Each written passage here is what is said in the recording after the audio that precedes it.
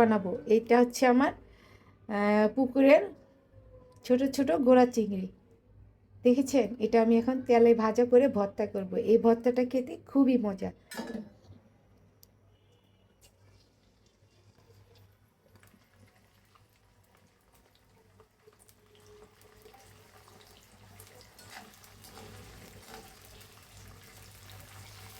আমার মাছটা ভাজা ভাজা হয়ে গেছে, এখন আমি এটা উঠিয়ে ফেলবো।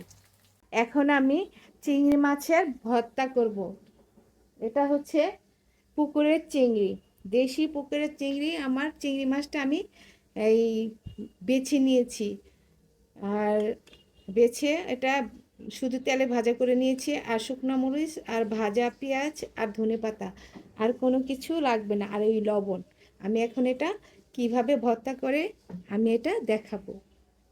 প্রথমে মরিচ, লবণ, মরিচ, তারপরে ধনেপাতা,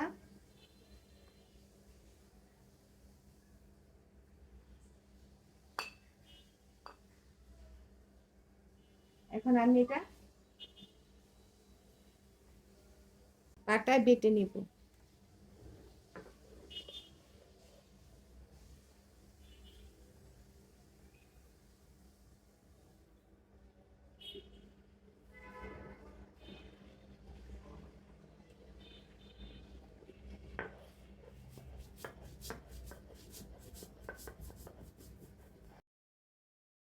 এভাবে আমি সম্পূর্ণ ভর্তাটা কমপ্লিট করে নিব বেটে।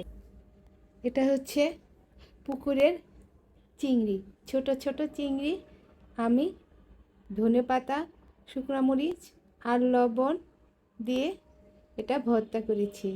এই চিংড়ি মাছের ভর্তাটা খেতে খুবই মজা। এটা বউয়া দিয়ে ভাত দিয়ে খেতে দারুণ টেস্টি লাগে। এই প্রসেস ফলো করে আপনারা একবার হলেও ট্রাই করে খেয়ে দেখবেন। আল্লাহ হাফেজ।